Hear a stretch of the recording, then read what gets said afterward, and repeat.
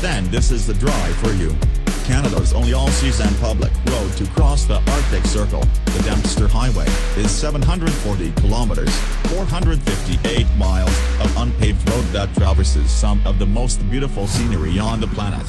It starts near Dawson City and heads due north to Inuvik in the Northwest Territories. Dramatic tundra landscapes, mountain ranges and abundant wildlife are all part of the Dempster experience. Early summer brings a variety of young animals, midsummer heralds long days under the midnight sun, while late summer visitors are treated to vivid crimson and gold tundra vegetation. Our home then. The Dempster Highway passes through a land of extremes. Yet, far from being an uninhabited wasteland, it has been home to humans since the end of the last ice age. Archaeologists have identified over 90 prehistoric sites along the Dempster. On the evidence of stone tool fragments found near Rock River in the North Fork Pass, prehistoric use of this area spans thousands of years. Bison and caribou were hunted by these early peoples and possibly, at the end of the Ice Age, mammoth and horse as well.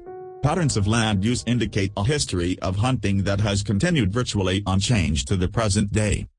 The first contact with Euro-Canadians was made in 1839 with Robert Bell of the Hudson's Bay Company.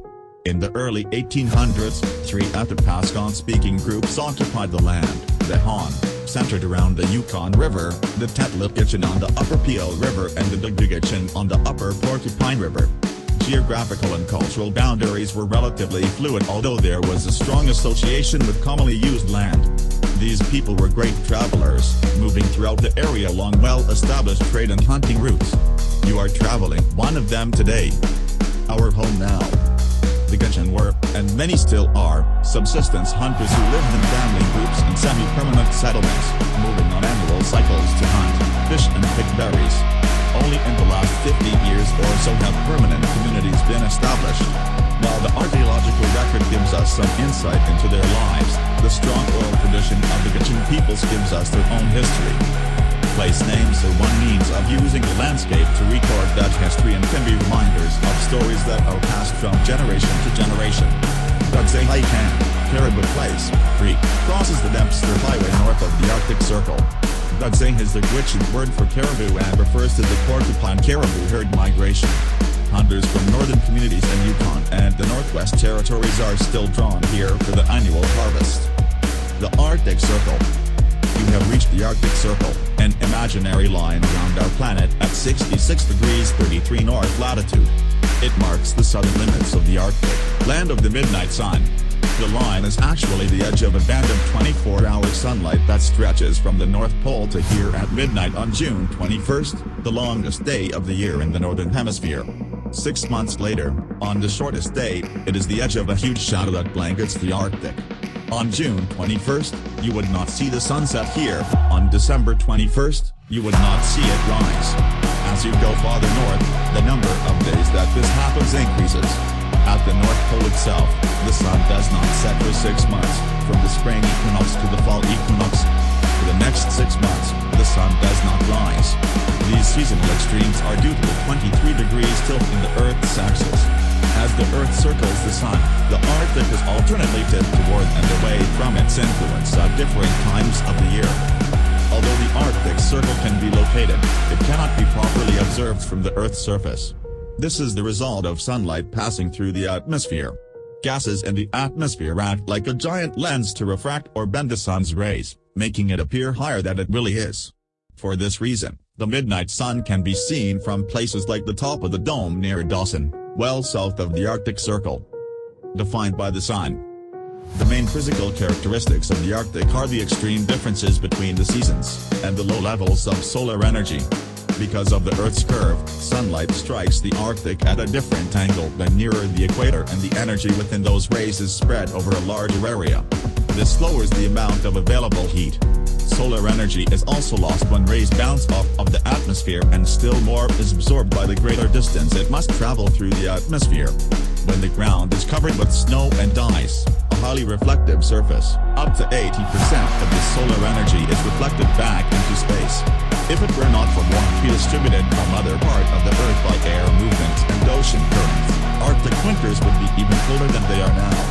By summer, however, as much solar energy is received in one 24-hour sunlight period as is received at the equator during its 12-hour day. Plant growth is greatly enhanced during the brief Arctic summer.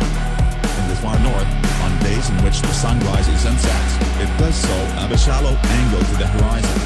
This makes for long periods of dawn and dusk, resulting in summer days that appear to be longer than winter nights.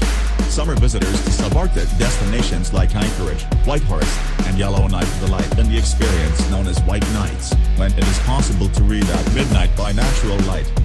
The Arctic Circle is one of the two polar circles, and the most northerly of the 5 major circles of latitude as shown on maps of Earth. Its southern equivalent is the Antarctic Circle.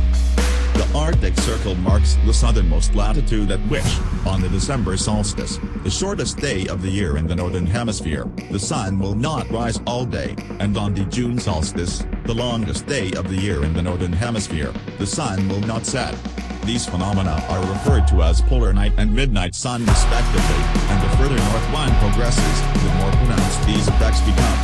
For example, in the Russian port city of Murmansk, just 3 degrees above the Arctic Circle, the sun does not rise for 40 successive days in midwinter. Its latitude depends on the Earth's axial tilt, which fluctuates within a margin of more than 2 degrees over a 41,000-year period, owing to tidal forces resulting from the orbit of the Moon. Consequently, the Arctic Circle is currently drifting northwards at a speed of about 14.5 meters, 48 feet, per year.